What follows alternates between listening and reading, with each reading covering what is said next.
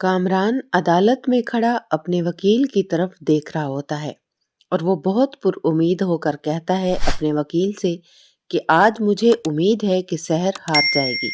कामरान कहेगा कि सिर्फ अदालत ही नहीं बल्कि पूरा सोशल मीडिया भी मेरे साथ खड़ा है। कामरान का वकील बुखारी, जो कि वो भी बहुत पुरउम्मीद होता है, वो भी कामरान की हाँ में हाँ मिलाता है, जैसे उसे भी पूरा यकीन हो कि ये केस उनके हक में ही होगा और सहर को मुंह की खानी पड़ेगी। इस वक्त एसपी जुहेब, जो कि उनके पीछे ही खड़ा होता है, उसके चेहरे पर एक अजीब सी मुस्कुराहट आती है। लेकिन एसपी जुहेब दिल में सोचता है कि अब तुम लोगों का खेल खत्म होने वाला है, क्योंकि उसके पास कामरान के खिलाफ ऐसे सबूत लग चुके होते हैं जिनका जवाब अब कामरान के पास भी नहीं होगा।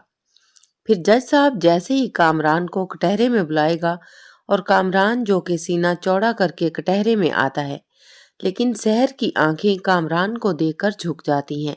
सहर का दिल जोर जोर से धड़क रहा होता है और वहीं पर सहर की वकील बिनिश खड़ी होती है। वो कामरान के पास जाती है और उससे सवाल करती है। सहर के वकील बिनिश कामरान पर सवालात की बारिश कर देती है।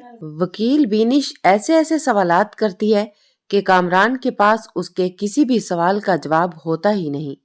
कामरान बिनिश के सवालात पर उसका रंग उड़ जाता है, क्योंकि उसने ये सोचा ही नहीं होता कि सहर की वकील इससे इस तरह के सवाल करेगी। वो तो कुछ और ही सोच रहा होता है, लेकिन फिर भी कामरान खुद को कंट्रोल करके अपने लफ्जों को जमा करके बिनिश के सवालात के जवाब देने की कोशिश करता है। लेकिन कामरान की जबान लड़खड़ा जाती है और कामरान के मुंह से आखिर आधा सच निकल ही जाता है, क्योंकि कामरान बिनिश के सवालात सुनकर बहुत ज्यादा घबरा जाता है और परेशान हो जाता है। उसे समझ नहीं आ रही होती कि वो क्या कह रहा है। कामरान घबराहट में कह देगा कि मैंने जानबूझकर उस रात सहर को अपने घर पर बुलाया था। सब लोग कामरान की तरफ हैरान होकर देखते हैं, लेकिन कामरान का वकील भी हैरान होकर कामरान को देखेगा कि ये क्या कह रहा है। कामरान का वकील, जो कि दरमियान में बोलने लगता है ताकि वो कामरान की तवज्जो हटा सके, लेकिन जज साहब कामरान के वकील को बोलने की इजाजत नहीं देते और वहीं पर जो सहर बैठी होती है उसकी आंखें फौरन ऊपर उठ जाती हैं, ये सुनकर ये सच आखिर कामरान की जुबान पर आ ही गया। कामरान को, जो कि आइडिया हो जाता है कि शायद उसने खुद ही घबराहट में सच बता दिया है, वो बात को घुमाने की कोशिश करता है और कहता है, लेकिन मैंने सहर के साथ कुछ गलत नहीं किया था, मैंने कोई जुर्म नहीं किया था। लेकिन शायद अब बहुत देर हो चुकी होती है, कभी कभी आधा सच भी जुर्म साबित कर देता है। फिर उसी वक्त, जो कि कोर्ट का दरवाजा खुलता है और किरण अंदर आ जाती है। किरण, जो कि बहुत ज्यादा परेशान और थकी हुई दिखाई देती है। किरण को देखकर कामरान का रंग उड़ जाता है। कामरान ने तो कभी सोचा भी नहीं था कि किरण उसके खिलाफ खड़ी हो जाएगी। सहर जब किरण को देखती है तो उसके चेहरे पर खुशी की लहर दौड़ जाती है। किरण, जो कि सीधा कटहरे में खड़ी हो जाती है। किरण कहती है कि मैं कामरान की बीवी हूँ, मैं किसी दबाव या प्रेशर में आकर बयान नहीं दे रही। सहर ने जो कुछ भी कहा है सब सच है। कामरान ने अपने पैसे और ताकत का इस्तेमाल करके सहर को मजबूर किया और जब सहर ने इसे मना किया तो कामरान ने इसके साथ जबरदस्ती की। सहर और उसकी वकील बिल्कुल ठीक कह रही हैं और कामरान ने भी जैसा कहा कि उसने उस रात सहर को जानबूझकर घर पर बुलाया था। कामरान ने सहर के साथ उस रात गलत किया। कामरान सहर का मुजरिम है। पूरे कोर्ट में हलचल मच जाती है। किरण, जो कहती है कि मैंने खुद कामरान के घर के सीसीटीवी कैमरास की फुटेज देखी, लेकिन मुझसे वो सबूत छीन लिए गए थे। कामरान का वकील आगे बढ़कर बोलता है, माय लॉर्ड, ये औरत झूठ बोल रही है, ये भी इसी प्लान का एक हिस्सा है, ये सब लोग मिले हुए हैं। अफसोस कि आज एक बीवी अपने ही शोहर के खिलाफ खड़ी हो चुकी है। शायद ये भी इन लोगों के साथ मिल गई है, सिर्फ इसलिए कि उसका शोहर इस वक्त एक मुश्किल में है।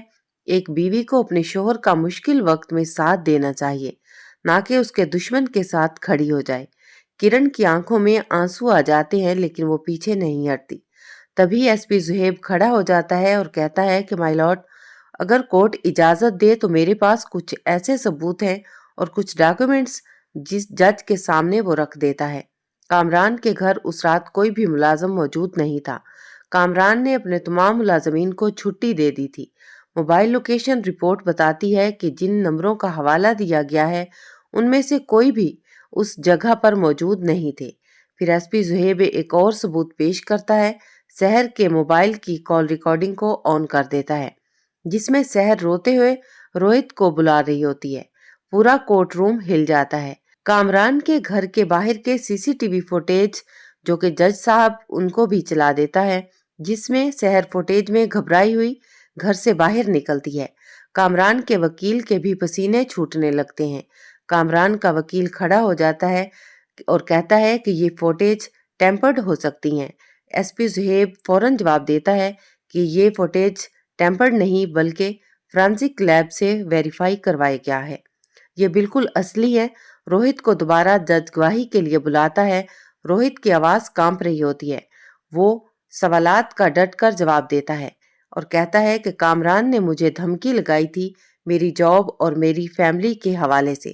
روہت کہے گا کہ میں پہلے چپ رہا لیکن آج میں سب سچ بتاؤں گا کہ سحر نے مجھے اس رات کال کی تھی، وہ بہت گھبرائی ہوئی تھی۔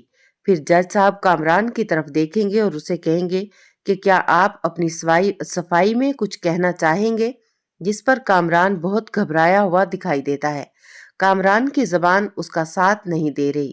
سحر جو کہ کھڑی ہو جاتی ہے وہ کہتی ہے کہ مائی لارڈ وہ حادثہ نہیں بلکہ ایک جرم تھا، کامران نے نہ جانے کتنی لڑکیوں کے ساتھ ایسا کیا ہوگا۔ پھر ایس پی زہیب ایک اور ثبوت پیش کرتے ہیں جس میں شفیق کو ملی دھمکیوں کی کالز ریکارڈ ہوتی ہیں۔ انسپیکٹر شفیق کا نام بھی ان ریکارڈز میں آتا ہے۔ جج صاحب یہ سن کر غصے میں آ جاتے ہیں اور کہتے ہیں کہ اس کا مطلب ہے کہ لا انفورسمنٹ کا مس یوز ہوا ہے۔ انسپیکٹر شفیق کا چہرہ بھی جھک جاتا ہے۔ انسپیکٹر شفیق کو بھی اپنا انجام نظر آ رہا ہوتا ہے۔ جج صاحب جیسے ہی فیصلہ سنانے لگتے ہیں کہ اچانک کامران کھڑا ہو جاتا ہے۔ وہ غصے سے پاگل ہو رہا ہوتا ہے۔ وہ انسپیکٹر شفیق کی گن چھین لیتا ہے اور سحر پر تان دیتا ہے اور کہتا ہے کہ اگر مجھے یہاں سے جانے نہیں دیا تو میں سحر کو جان سے مار دوں گا۔ سحر جو کہ گھبرا جاتی ہے۔ کامران کیونکہ جان جاتا ہے کہ اب وہ برے طریقے سے پھنسنے والا ہے کیونکہ تمام ثبوت اس کے خلاف جا رہے ہیں، اس لیے وہ سحر کو قابو میں کر لیتا ہے تاکہ وہ یہاں سے اسی کے تھرو آسانی سے نکل سکے۔ پورے کورٹ میں افراتفری مچ جاتی ہے۔ تبھی پیچھے سے علی دوڑتا ہوا آتا ہے اور ایک ہی جھٹکے میں کامران سے وہ گن چھین لیتا ہے اور پھر ایس پی زہیب کامران کے منہ پر ایک زوردار تھپڑ مارتا ہے اور اس کو ہتکڑی لگا دیتا ہے۔ کامران جو کہ بہت چیختا چلاتا ہے کہ اسے چھوڑ دیا جائے ورنہ وہ کسی کو نہیں چھوڑے گا، لیکن کوئی بھی کامران کی بات نہیں سنتا۔ جج غصے سے فیصلہ سنا دیتا ہے۔ کامران کو عمر قید کی سزا سنائی جاتی ہے اور انسپیکٹر شفیق کو سسپینڈ کر دیا جاتا ہے کیونکہ وہ کامران سے پیسے لے کر اس کا ساتھ دے رہا تھا، اور کورٹ کے باہر میڈیا کا وہی ہجوم جو کل تک سحر کے خلاف تھا، سحر کے خلاف باتیں کر رہا تھا، آج وہی میڈیا سحر کے حق میں خبریں چلا رہا ہوگا کہ سحر کتنی بہادر ہے کہ اس نے ہمت نہیں ہاری، اور کامران کے خلاف باتیں ہو رہی ہوں گی، اور سحر جو کہ پہلی بار کھل کر سانس لیتی ہے۔ پھر کرن سحر کے پاس آ کر کہتی ہے کہ مجھے دیر سے ہی صحیح لیکن سچ کا ساتھ دینے کا موقع ملا۔ سحر صرف اتنا ہی کہتی ہے کہ سچ کبھی نہ کبھی سامنے آ ہی جاتا ہے، سچ کبھی نہیں چھپتا، لیکن ایک جھوٹ کو چھپانے کے لیے انسان نہ جانے کتنے جھوٹ بولتا ہے لیکن وہ جھوٹ ہمیشہ جھوٹ ہی رہتا ہے۔ سحر جیسے ہی گھر پہنچتی ہے تو علی اس کے سامنے کھڑا ہو جاتا ہے اور کہتا ہے کہ آج تم نے صرف اپنا ہی نہیں بلکہ اور بھی بہت سی لڑکیوں کی حوصلہ اور ہمت بنی ہو۔ علی کہے گا کہ سحر کیا تم اس سے شادی کرو گی؟ سحر کی آنکھوں میں آنسو آ جاتے ہیں۔ کیا سحر علی سے شادی کرنے کے لیے ہاں کر دے گی؟